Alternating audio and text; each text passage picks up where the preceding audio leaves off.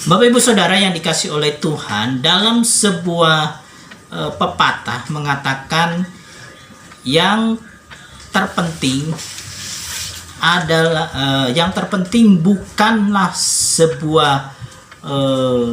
bukanlah apa yang kamu ketahui, tetapi yang utama adalah siapa yang kamu kenal.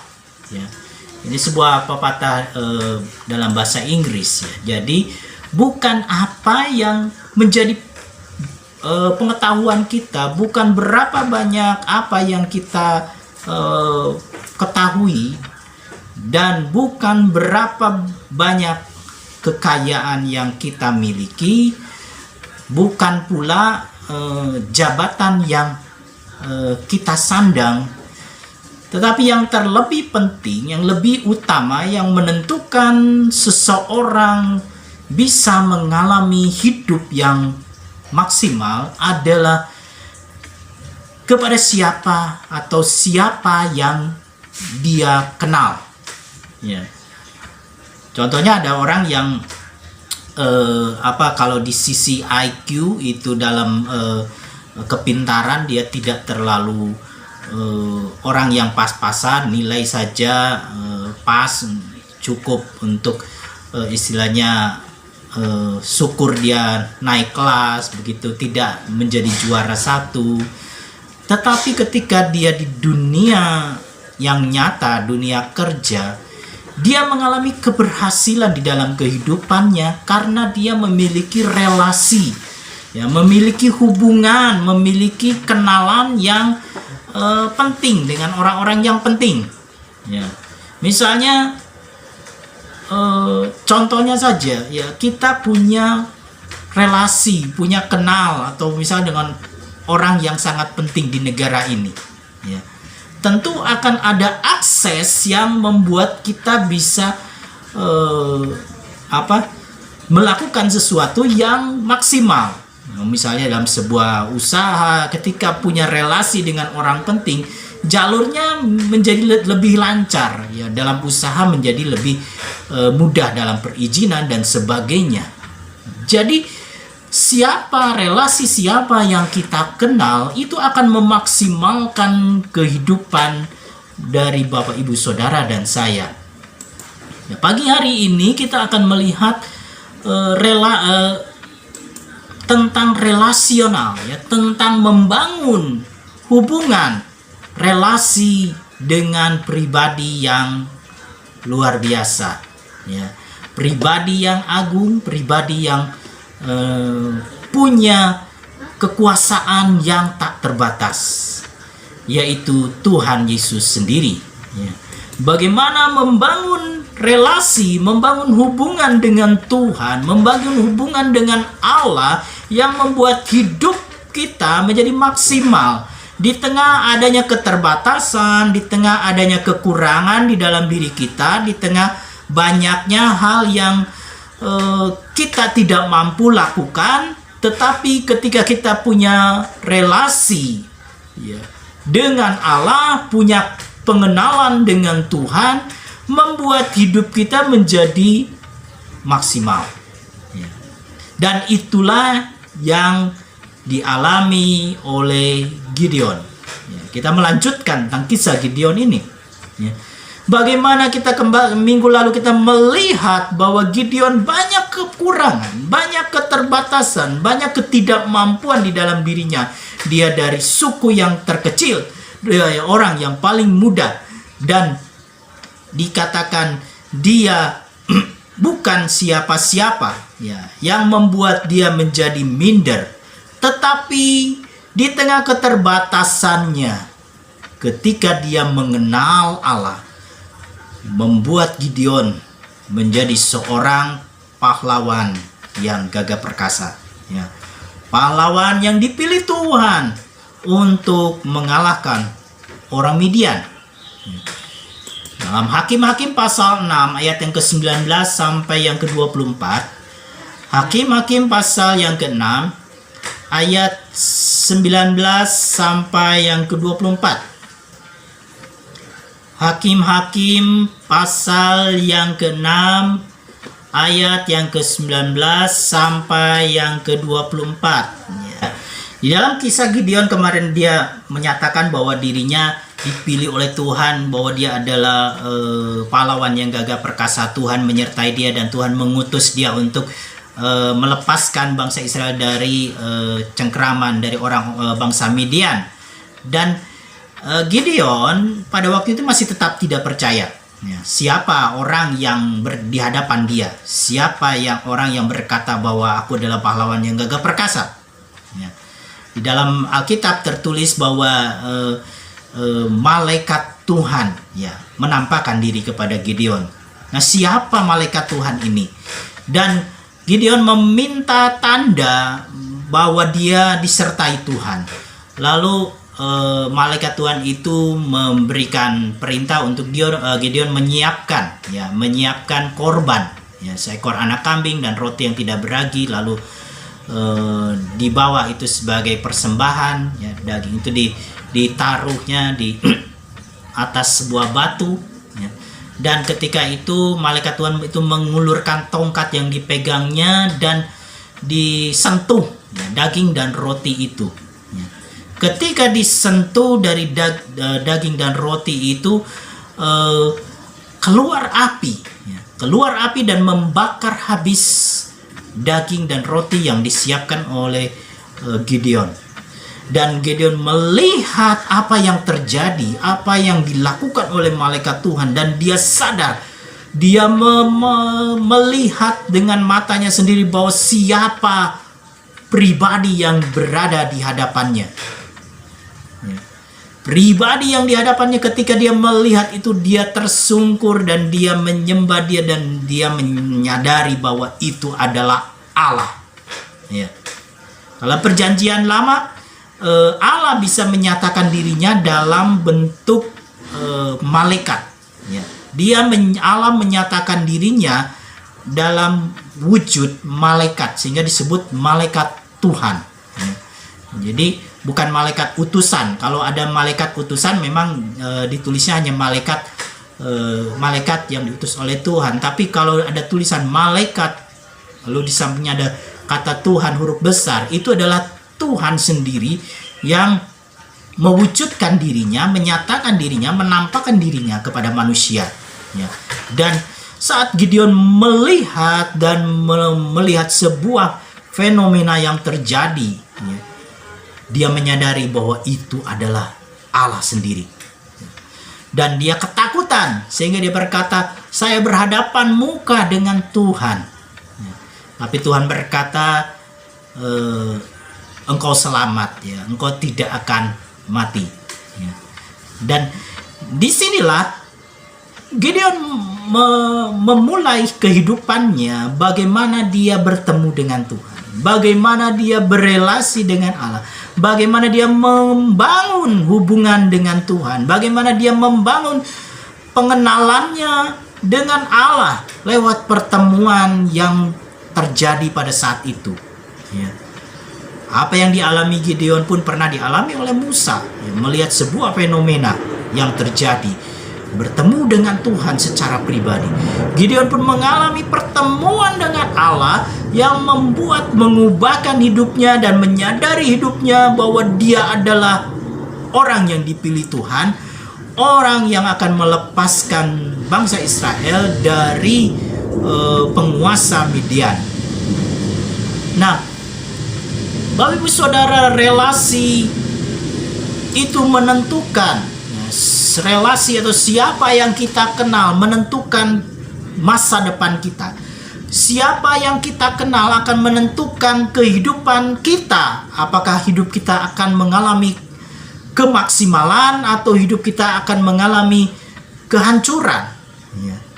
Ketika kita mengenal orang yang hidupnya dalam kegelapan, maka masa depan kita pun akan mengalami kehancuran. Ya, Rasul Paulus berkata, pergaulan yang buruk merusakkan kebiasaan yang baik. Ya.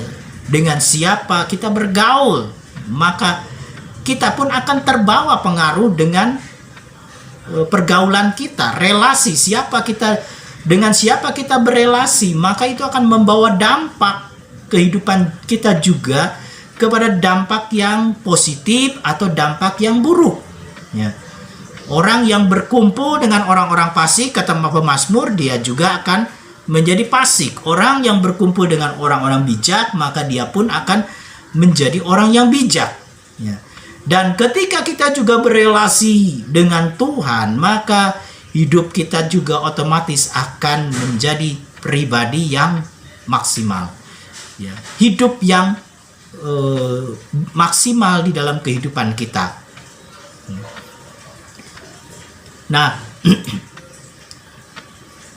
mengenal Allah, ya.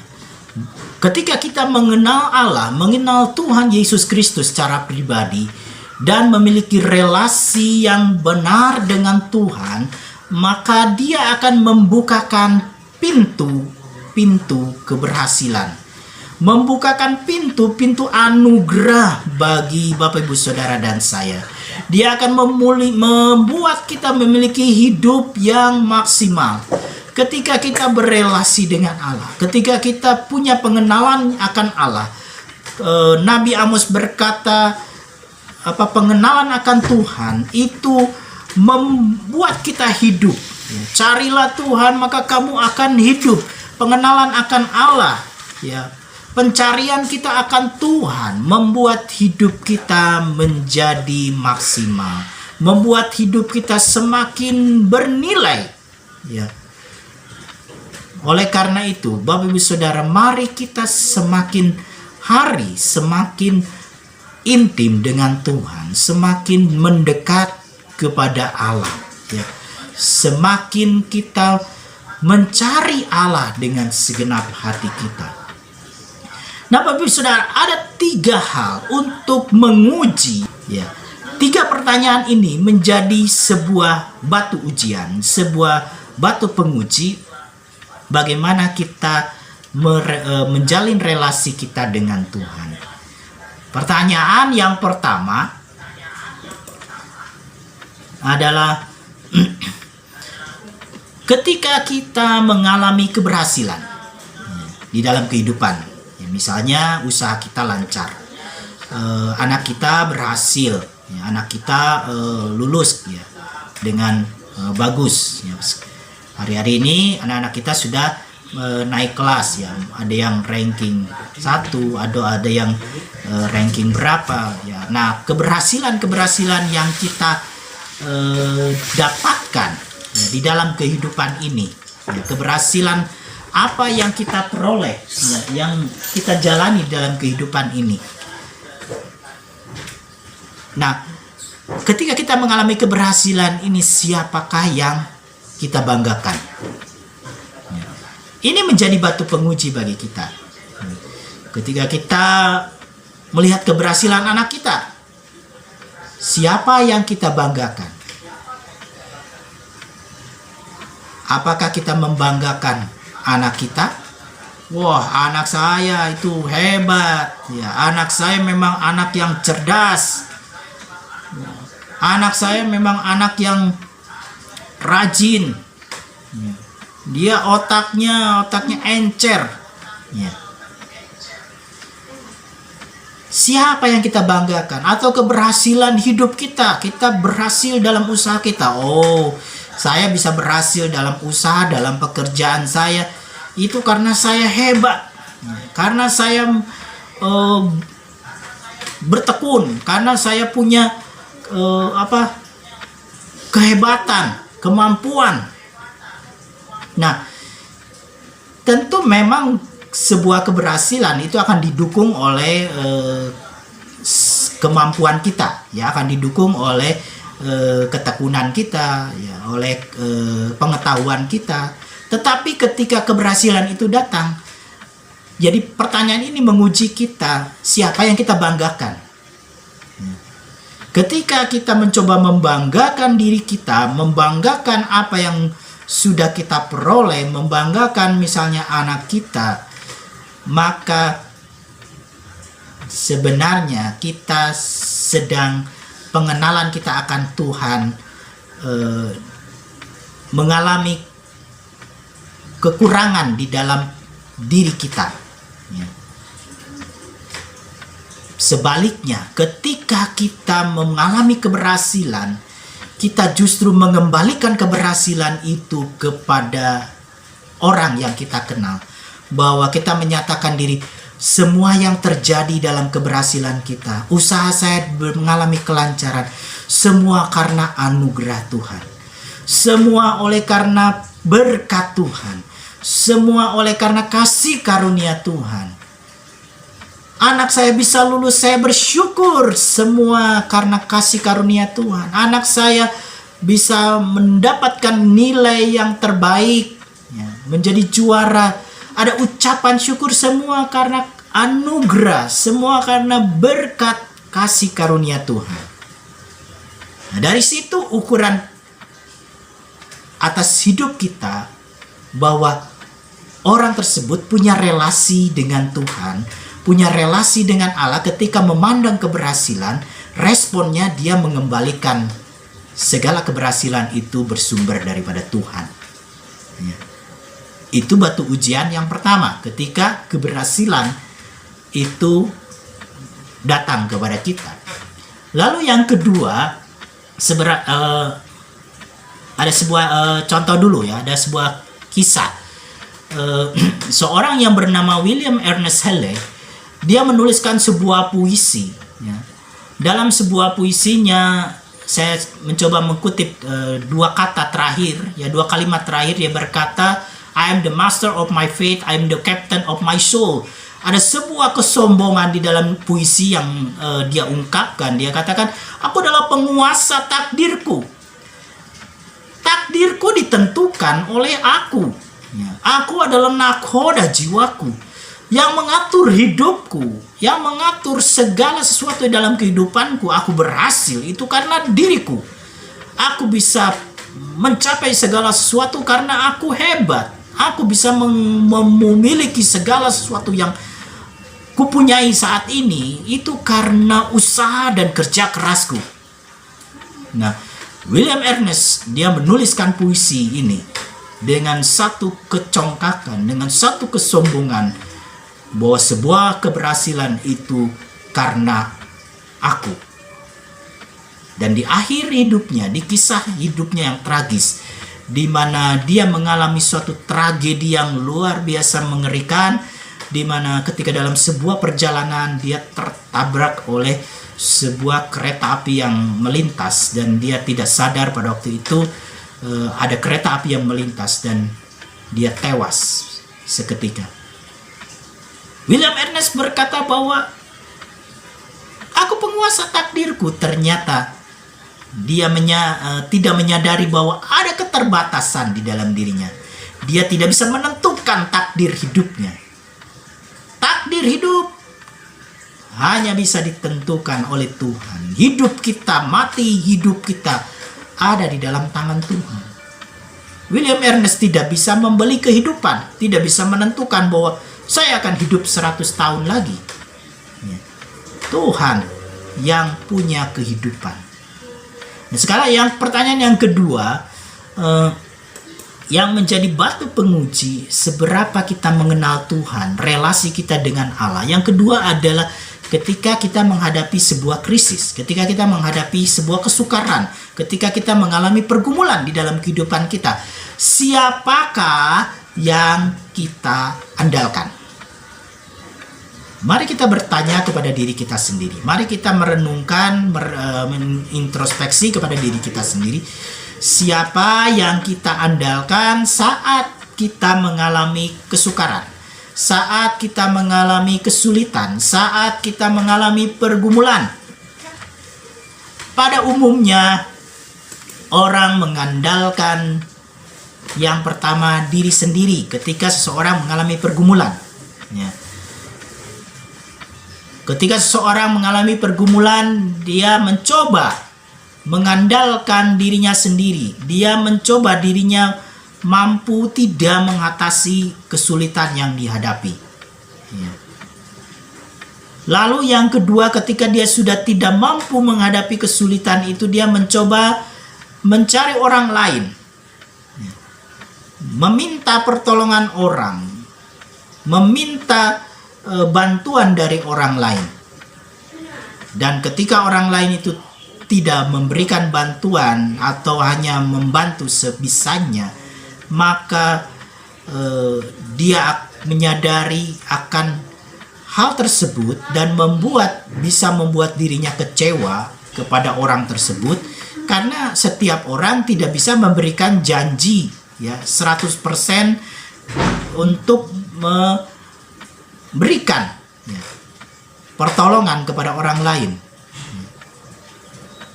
Nah, saat kita mengalami pergumulan, saat kita mengalami kesulitan, Tuhanlah yang menjadi tempat kita berharap. Tuhanlah yang menjadi tempat sandaran kita. Nah, Bapak Saudara, Yeremia ya, diperingatkan, bangsa Israel diperingatkan oleh Nabi Yeremia. Ya, dikatakan, janganlah mengandalkan ya, kemampuanmu sendiri. Celakalah orang yang mengandalkan kemampuannya sendiri. Bangsa Israel mencoba mengandalkan kekuatan tentara ya, dengan mengandalkan orang Mesir untuk membantu melawan pemerintahan Babel. Dan Yeremia menegur bangsa Israel itu, bangsa Yehuda yang mencoba mengandalkan orang lain.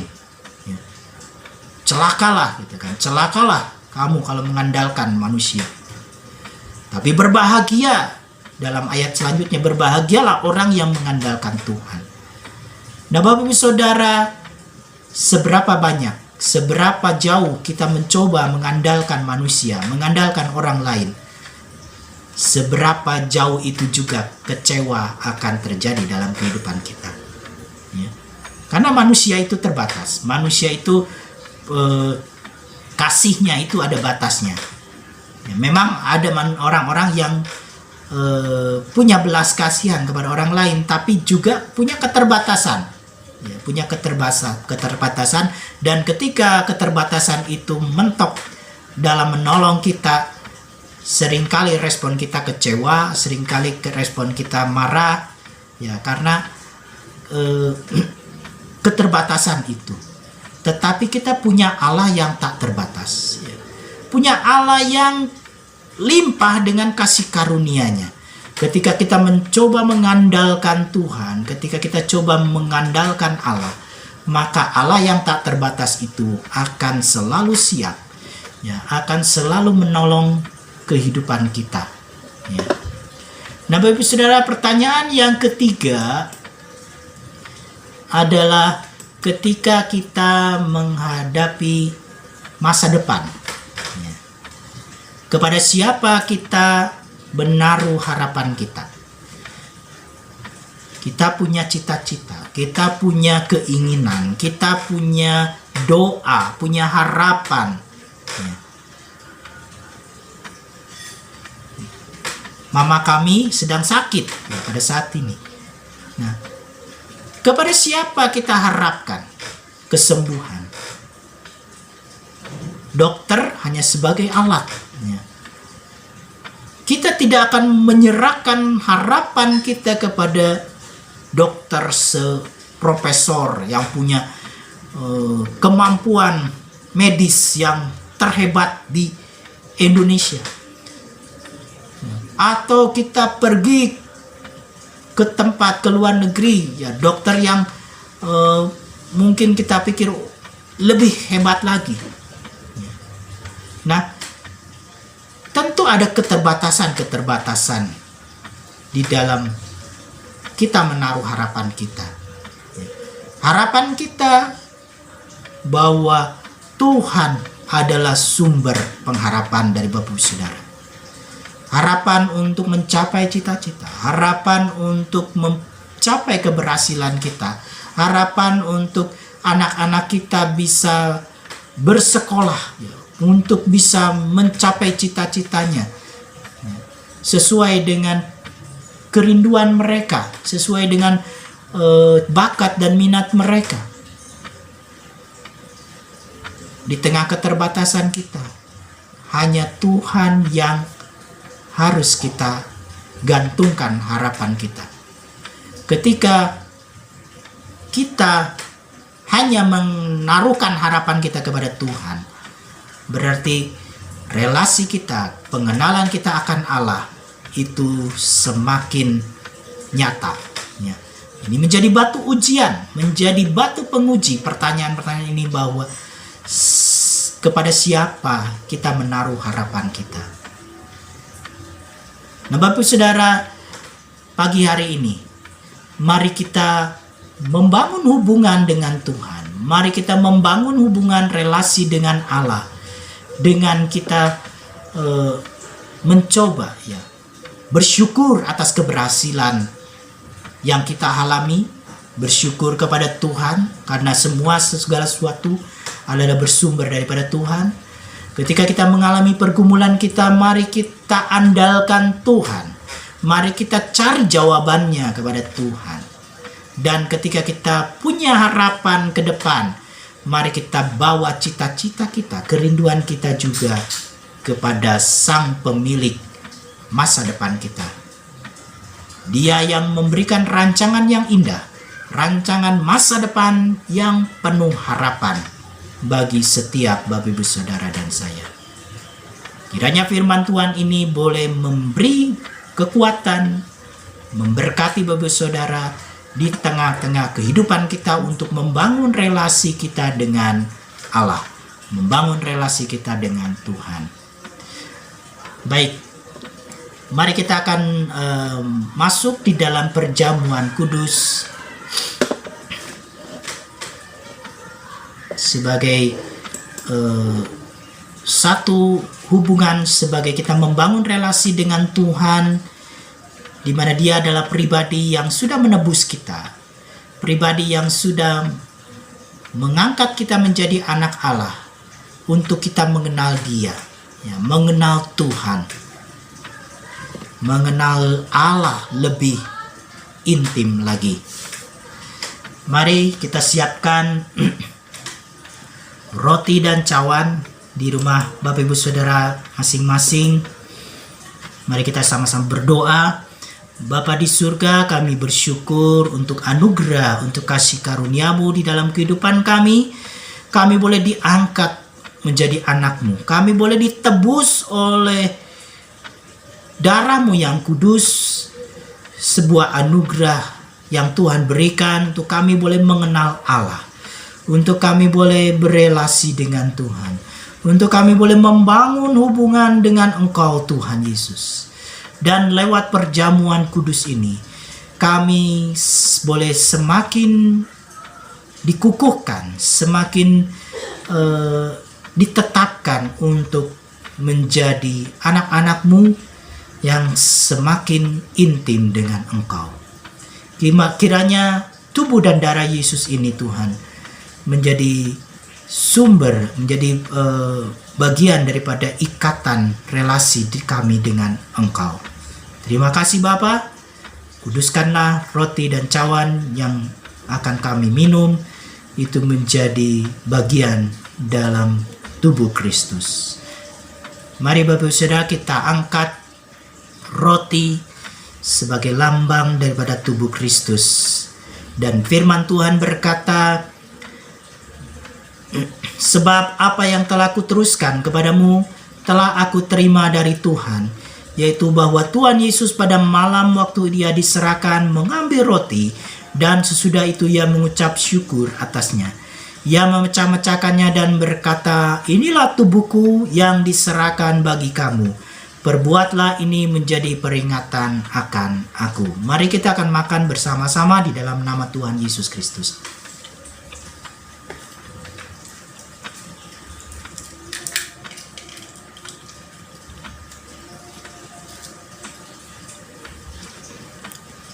Mari kita angkat cawan sebagai lambang daripada darah Yesus Kristus.